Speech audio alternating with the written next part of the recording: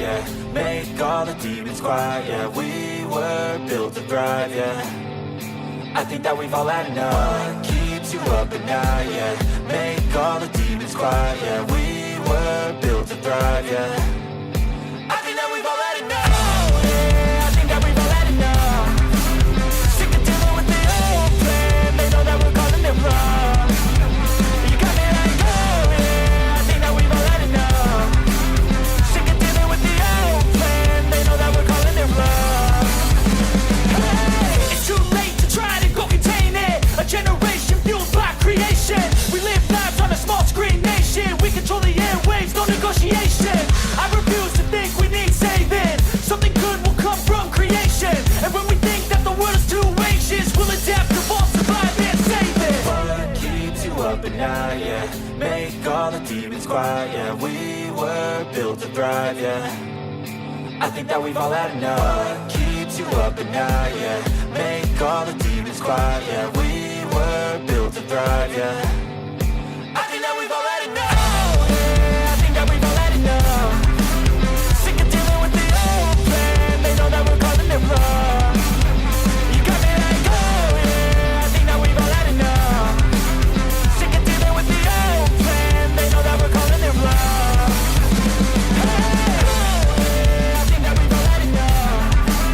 Sick of dealing with the old plan. They know that we're calling it wrong. You got me like, oh yeah, I think that we've all had enough. Sick of dealing with the old plan. They know that we're calling it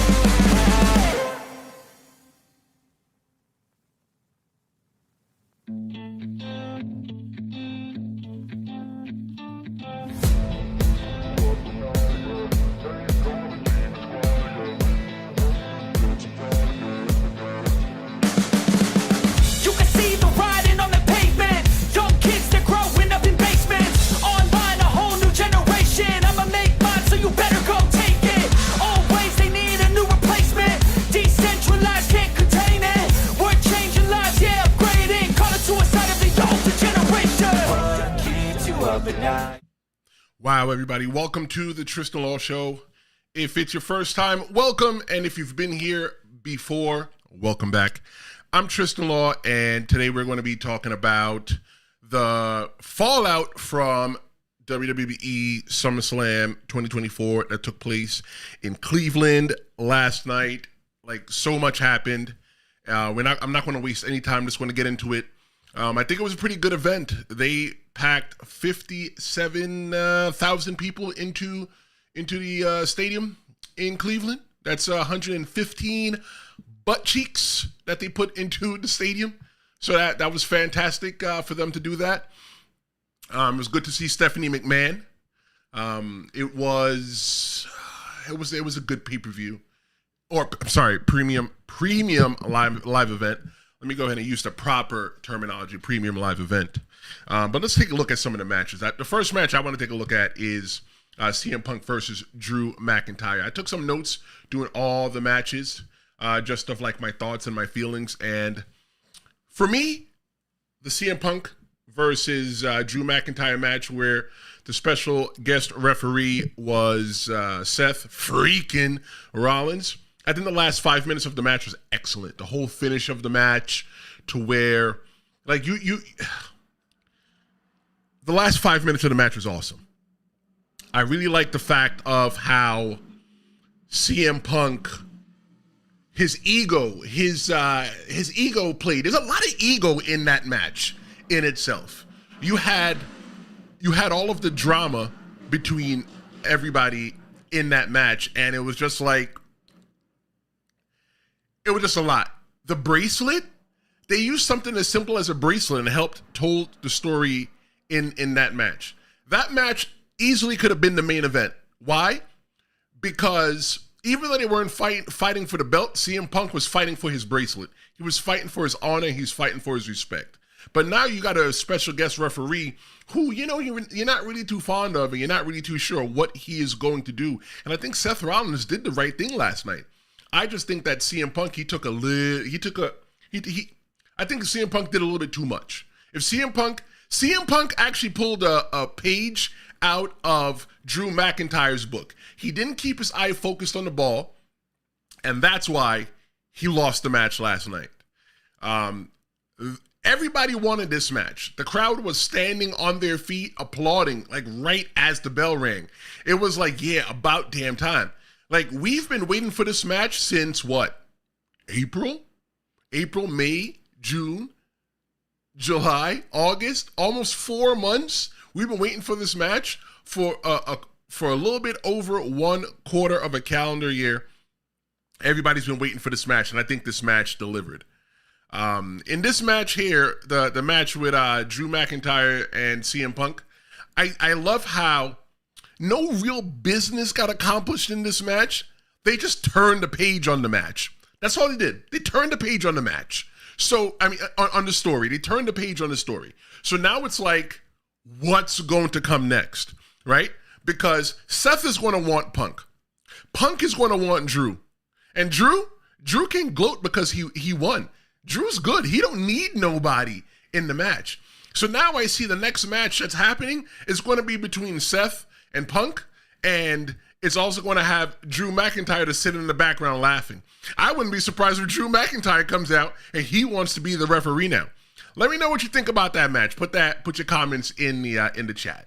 Whether you are watching live right now, whether you're watching live right now or you're watching on demand, go ahead and put something in the chat. Let us know that you're here. I respond to all comments, so yeah, nothing is unseen here on the Tristan Law Show. Taking a look at Sami Zayn versus Bron Breakker for the Intercontinental Championship. Honestly, here's the note that I took. It was a basic match. The match served its purpose. The purpose of that match was to entertain the fans. I was not shocked by the title switch last night, but when it comes to title switches, I'm going to tell you what I was shocked about just a little bit later on, okay? Because there's a little bit of something shocking that happened for me. The thing about that match, the Bron Breakker match versus Sami Zayn for the Intercontinental Championship, if you have never seen Bron Breakker before, I think that was an excellent showing for him. I'm excited to see not only what's next for Sami, but for Bron also. Who is going to take the title off Bron? Who's going to take it off of him? Is he going to have a historic run just like Gunther did?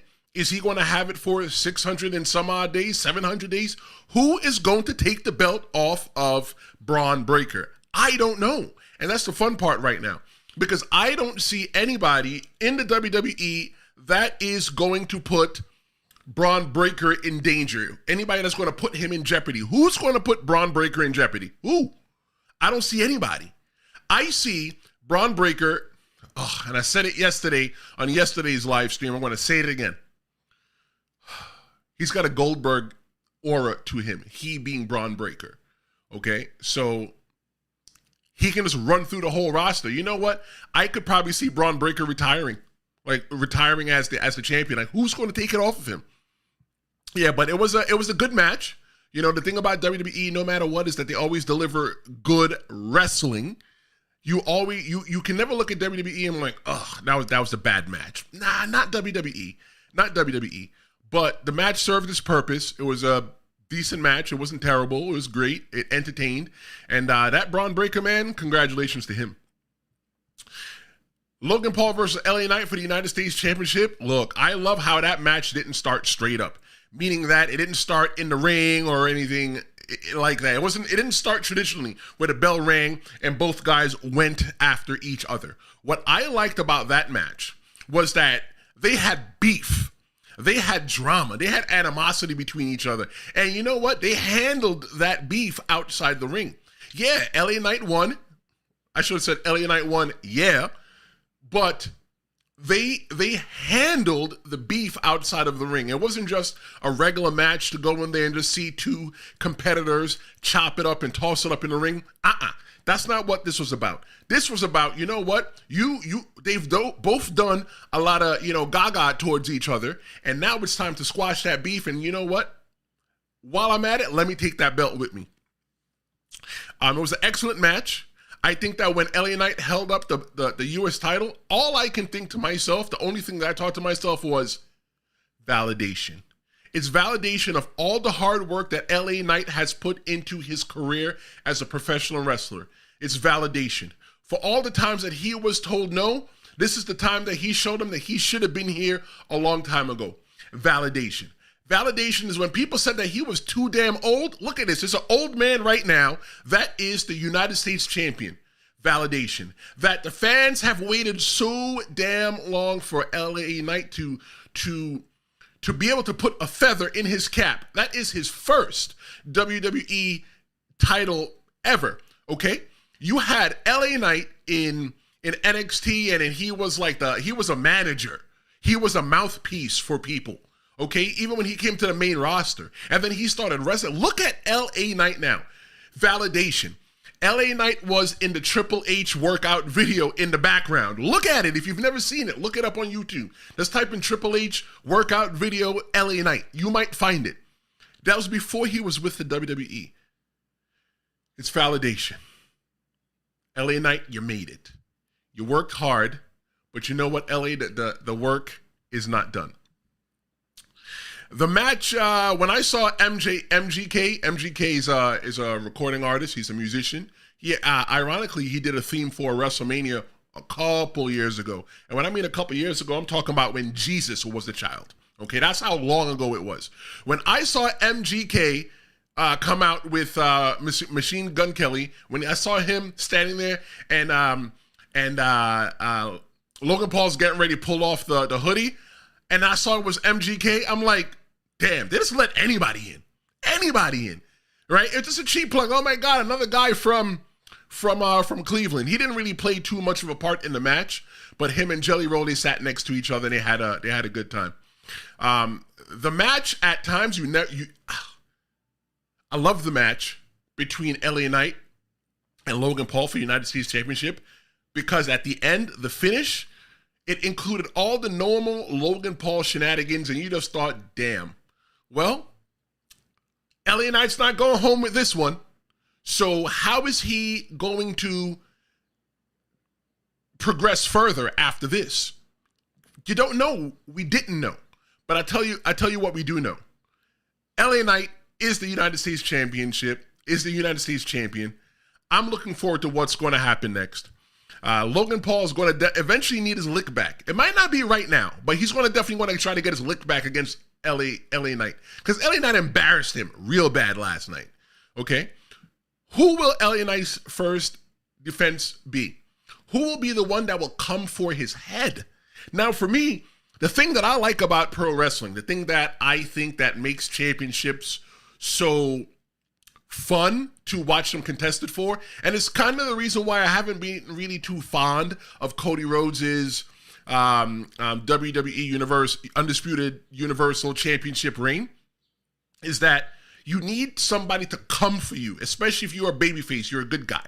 You need to be put in some kind of peril, okay? And I feel that in order for LA Knight to have LA Knight might just have one, good, first story where it's just a good match that it solidifies him as a champion and shows that he belongs. But that he needs somebody to come for his kufi, for somebody to come for his hat, for somebody to sit there and while he's eating his lunch and snatch his lunch off his tray. That's what we need, and that's what we're looking for what I'm looking for, more or less, when it comes to the future of LA Knight. Looking at another match that was on the card that headlined SummerSlam, if you ask me, it was Damian Priest versus Gunther, and this was for the World Heavyweight Championship match. Honestly, the recap of the match, they beat the crap out of each other just like we expected. Did you expect anything else? The highlight and the key point of the match is that the Judgment Day has imploded. They have imploded. Right now, they turned the story on that. Like, there's been so much fanfare around Damian Priest, like, Damian Priest, he made it.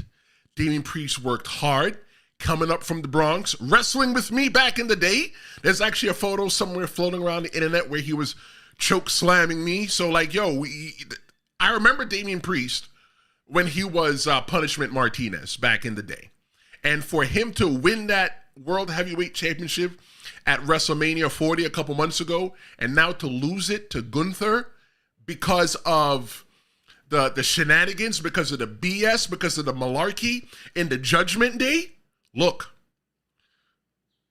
Damian Priest is going to have to take some heads. The page has turned on that story as well, too, and I'm interested to see what happens. The championship landscape, I don't see anybody taking that belt off Gunther. No way. Look, if it ain't Brock Lesnar coming back, and I'm not sure how much of a possibility it is that he's going to come back, but if Brock Lesnar ain't coming back, I don't really see nobody taking the belt off of Gunther. Maybe they could do some kind of match down the line to where it's like a triple threat or elimination chamber or something like that, and that belt gets taken off of Gunther. But I think that Gunther's the champion right now because they're getting ready to go to Berlin. I think it's called the Bash of Berlin. That's on the 31st of August. That's at the end of the month. And with Gunther being an international star, I think that's going to be great for him to go home to Berlin, to Germany, to be the champion. It's awesome. It's awesome that he's going to be able to go home and be the champion, just like The Miz. If you were watching the pre-show, the 12-hour-long pre-show of SummerSlam yesterday, you saw The Miz had a bus with his face on it driving around his hometown. If you're not talking about that you made it, bro, he made it there. Bayley versus Nia Jax for the WWE Women's Championship. Honestly, I haven't really paid attention to Nia Jax's wrestling since she's been back. But look, Nia is a whole entire different woman as compared to before. In personality-wise in the ring, skill set in the ring, I was able to see her speed and her ease of movement in the ring. Let me know what you think about Nia Jax. You think Nia Jax is better than she was before? I think that this reign with Nia Jax is dangerous. If you're in the ring with Nia Jax and you're a woman, even if you're a male, you better watch your back for Nia Jax. Nia Jax might be coming for you. But maybe Nia Jax needs to watch her back. You see, I love doing the match that when Tiffany Stratton is the woman's Money in the Bank holder, she came to cash in. And now Bayley had to watch her back. You can see that when Tiffany Stratton came out, Bayley started to fight for her life. That's the little storytelling. Bayley she was pretty streamlined, baseline, trying to retain her championship against Nia Jax. But then when Tiffany Stratton came out, it went from 0 to 100. We're like, we need to do everything that we need to do. We need to hurry up and get this done. I didn't see Nia winning. Let me tell you why I didn't see Nia winning the match. There were 3 title switches back-to-back. 3 title switches back-to-back. It was the LA Knight match, and it was the Intercontinental Championship match, and then we had the Women's WWE Championship match. I didn't expect that. I'm like, nah, they're not going to book 3 matches back-to-back and have the title switch each time. No, that didn't make sense to me. But you know what? It happened. It happened. And it's an old saying in the WWE, you never know what's going to happen in the WWE. I think Nia would have won that match a lot quicker, though. You know why? Because Nia played with her food. She played with her food. There were so many different times that she could have beaten Bayley, but Bayley was having a hard time beating Nia. Bayley was fighting up from underneath, which is typically the babyface story. That's the story that they like to tell. But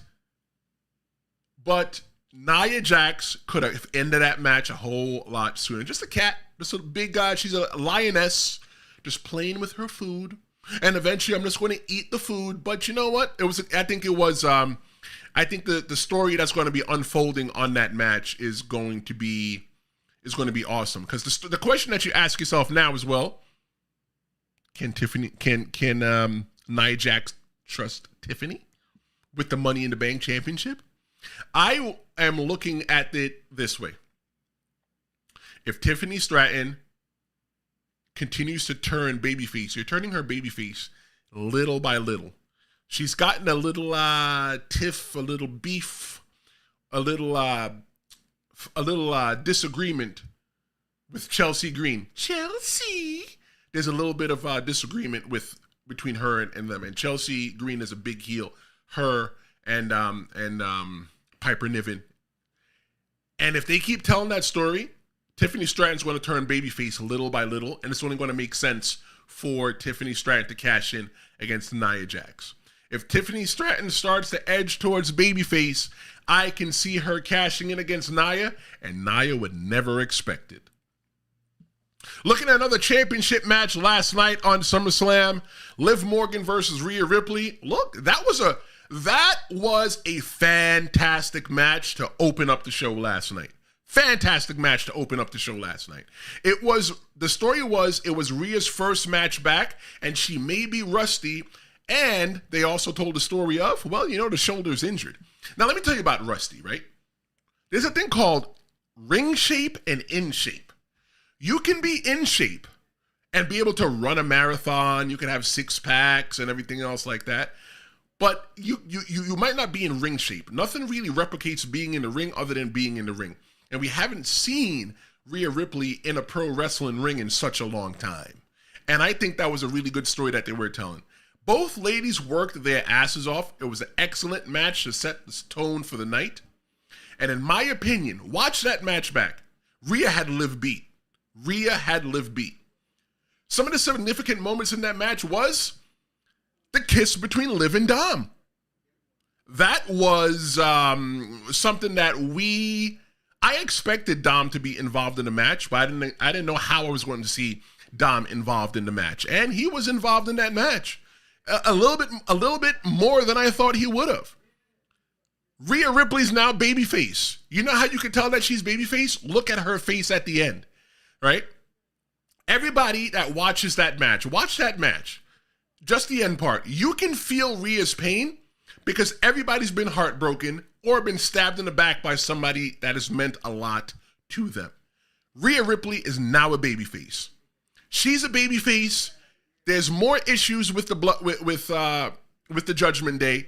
She's a babyface, doesn't have a championship, and Damian Priest's a babyface now, doesn't have the championship. I can't wait to see Monday Night Raw on Monday to see what happens next. It's just like your butt cheeks are going to be glued to the seat because you want to see what happened. Rhea's gonna want some heads. And Damian Priest is going to want some heads as well, too. There's going to be a lot of ass cheeks on the line when it comes to the Judgment Day on Monday. And you're going to make sure you're watching that one. All right, here's the main event. I knew that something special was going to happen in a Cody Rhodes versus Solo Sikoa match. The Bloodline rules match for the WWE Undisputed Heavyweight World Galactic Championship. I knew that there's something special going to happen in the match just because it was the main event. Here's what I thought about the match. The match was good. It's good. I think that Solo Sikoa, he hung. He showed that he belonged. I don't see him being the champion. I would see him being the champion as like a screw you type deal for him to become the champion. But I wouldn't see him become the champion just because, he's a great wrestler and stuff like that. Nah, I don't really assign great wrestling when it comes to Solo Sikoa. Good storyteller, yeah. I didn't expect Solo Sikoa to win. I'll be honest. But strange things happened last night. There were 3 title switches last night in one event, and all 3 title switches were back-to-back. I was more concerned, though, with not what happened during the match, but what happened at the end of the match. I didn't expect Roman Reigns to come back last night. Roman Reigns came back last night. I didn't expect him to come back. I expected them to eventually tell that story little by little to see what's happening. But I'll tell you this. They are probably going to tell that story to now where Roman Reigns and all of them is going to be together. Roman Reigns and Cody and all of them is going to probably try to fight the Bloodline. What I really want to see is I want to see the Usos come back and take those championships off of the Bloodline. They would take the tag team championships off of the Bloodline. I do see right now, though, that Cody Rhodes is done with the bloodline for right now. Randy Orton is the one that I would watch out for. There's going to be an RKO coming out of nowhere to Cody Rhodes. Let me tell you why. And tell me in the comments if you disagree with me. The reason why I see an RKO coming for Cody Rhodes is because of the beating that Randy Orton had to take a few weeks ago. I've never seen anybody beat Randy Orton like that in my life. Maybe it's happened. I don't remember. But I've never seen anybody beat Cody Rhodes like that. I mean, beat Randy Orton down like that in my entire life. And that was Randy Orton being a nice guy. When Randy Orton's a nice guy, he normally has a little bit of edge to him. But they peeled all that edge away because he's trying to do the right thing. And you know what? Sometimes doing the right thing doesn't really pay off. Cody Rhodes, watch your back. Watch your back. Randy Orton might be coming for that head. Looking at Cody last night, though, I think Cody was made really prestigious. Cody is now just as prestigious as the championship. Let me tell you, I have not been a fan of Cody's run because I don't feel like nobody's really came for his head. Maybe Drew McIntyre came for his head, but like I don't really feel like Cody Rhodes was in real danger. It was just like, okay, he's just got the belt now. But watching Cody get out of the bus, get his dog Pharaoh, walk up, say hello to Arn Anderson, get his jacket from Miss Sonia, that's the seamstress that's back there at the WWE, and it's like, yo, Cody's the man. Have somebody put his crown on him. He didn't put the crown on himself. Like, yo, Cody, bro, you made it. Because of all that made Cody Rhodes, if he wasn't a babyface then, Cody Rhodes is definitely a big babyface now. And let me tell you this, mark my words, from my lips to your ears. The day that Cody Rhodes turns heel is going to turn the WWE upside down. There's going to be a lot of people crying. I'm telling you, there's going to be some real thug tears shed when Cody Rhodes turns heel. Just watch one day. Here's what's next, the fallout for both competitors between Cody Rhodes and Solo Sikoa. I think the story with Solo and Cody, it should be over for now. Right? Because Solo's got bigger problems. And when I mean bigger problems, I mean, look, the true tribal chief is now back. I'm waiting again for Randy Orton to RKO the shit out of Cody. That's what I'm waiting for. Solo has big problems now. Overall, I think that SummerSlam was a fantastic event. It had the prestige of WrestleMania, but I felt like WrestleMania is up here as it always is, and SummerSlam was right here. It was right underneath it. That's not a knock at SummerSlam at all.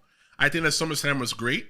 It definitely showed why it's one of the big 4 pay-per-views, and I'm looking forward to what's going to happen on Monday Night Raw and SmackDown.